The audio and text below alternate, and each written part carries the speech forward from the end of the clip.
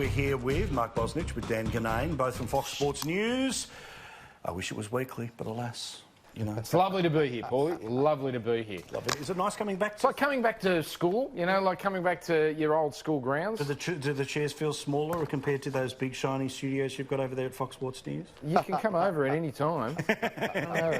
Mate, if they'll do a supercar show, I've told them. I've said I'll do it for free and they still won't find a way to get us on the air. Come on, people over there. Goodness me. All right, now we're going to play a quiz here where simply your name is your buzzer, OK? Let's check that it's working. All right. Dan, all right, bozzer?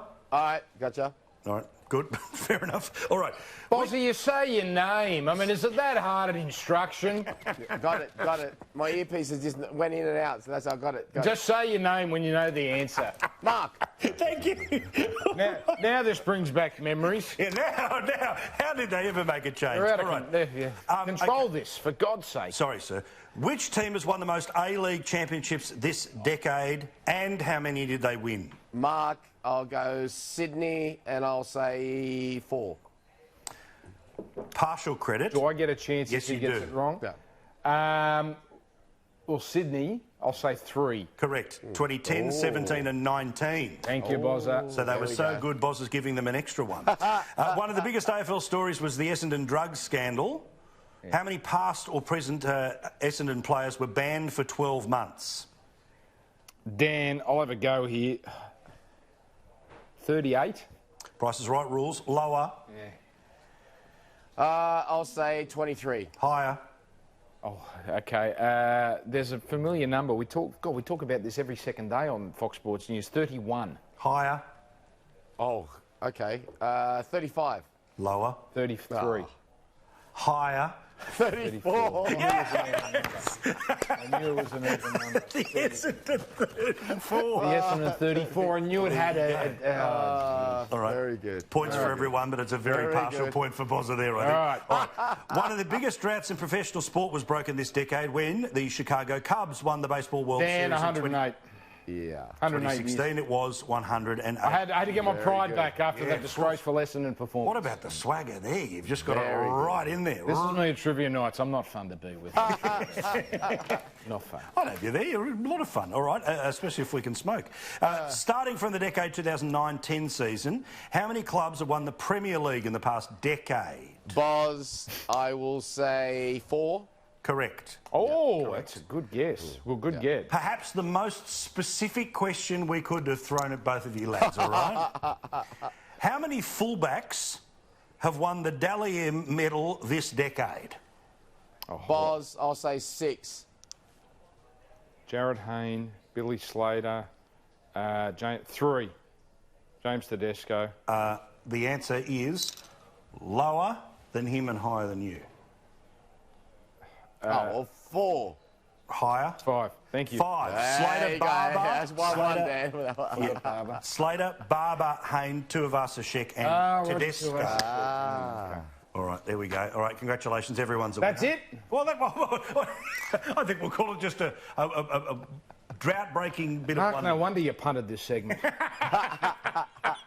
Congratulations, I agree with Dan. you. Congratulations. Hang on, we're not completely done yet, so you can get in one more if you wish before we're done. How did sport change for the worse in the past decade, Bozza? How did it start to lose its zing, if at all?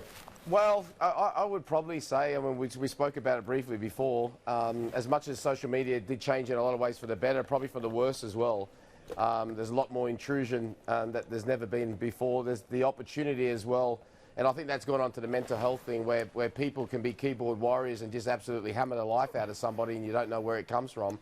So I think that part of it is probably something that, well, it's foreign to me, put it that way, because I never had to play with that during my time.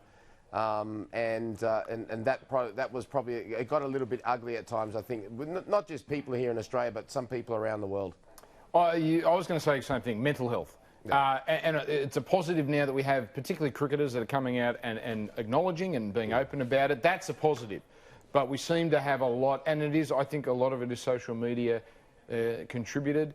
But I think we're bordering in cricket, and cricket's made some great, it's been an uptick here for cricket after Sandpaper Gate.